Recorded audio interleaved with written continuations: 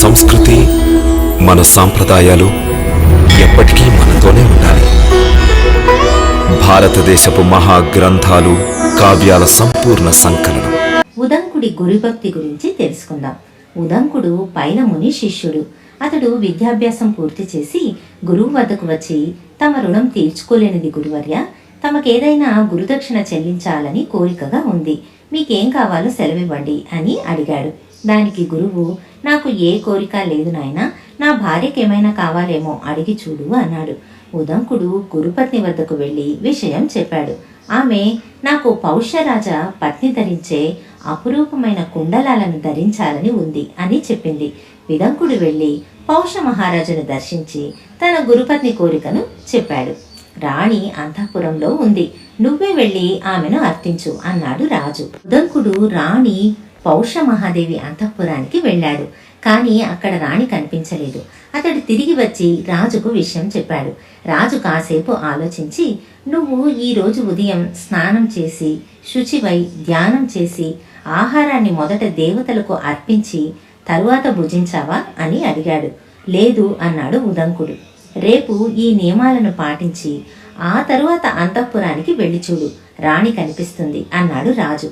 ఉదంకుడు రాజు చెప్పిన విధంగానే శుచి అయి నియమాలను పాటించి మరునాడు రాణి అంతఃపురానికి వెళ్ళాడు.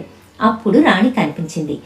ఉదంకుడి వినయ విధేయతలకు సంతోషించి అతని ప్రార్థన మేరకు తన కుండలాలను తీసి ఇచ్చింది.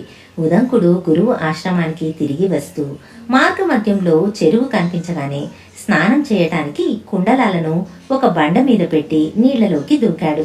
అతడు పైకి వచ్చేలోగా ఒక సన్యాసి కుండలాలను అపహరించుకుని పరిగెత్తడం చూసి అతన్ని వెంబడించాడు ఉదంకుడు. సన్యాసి ఒక గుహలోకి వెళ్తూ పాముగా మారి భూమిలోని బిలంలోనికి దూరిపోయింది. ఉదంకుడు ఇంద్రుణ్ణి ప్రార్థించాడు. మరుక్షణమే ఇంద్రుడి వజ్రాయుధం గుహాన్ని ఛేదించింది. అప్పుడు పాతాళలోకానికి మార్గం కనిపించింది. ఉదంకుడు ఆ మార్గం గుండా పాతాళలోకం చేరి సర్పరాజులను స్తుతించి తక్షకుడు అపహరించుకుని వెళ్లిన కుండలాలను తిరిగి పొందాడు. ఉదంకుడు పాతాళలోకంలో ఇద్దరు స్త్రీలు తెలుపు నలుపు దారాలతో బట్టలు వేసే దృశ్యం చూశాడు. నేత మగ్గంలోని చక్రానికి 12 ఆకులు కనిపించాయి. ఆ చక్రాన్ని 6 పిల్లలు తిప్పుతున్నారు. ఉదంకుడు ఆశ్రమం చేరి గురుపత్నికి కుండలాలు సమర్పించి గురువుకు తన అనుభవాలను, తాను పాతాళలోకంలో చూసిన దృశ్యం గురించి చెప్పాడు. తెలుపు నలుపు దారాలు పగలు రేయికి సంకేతాలని, చక్రం కాలమని, 12 ఆకులు 12 నెలలని, చక్రం తిప్పే 6 పిల్లలు 6 ఋతువులని గురువు వివరించాడు. ఉదంకుడి కథలో కొన్ని నిగూఢ రహస్యాలు ఇమిడి ఉన్నాయి.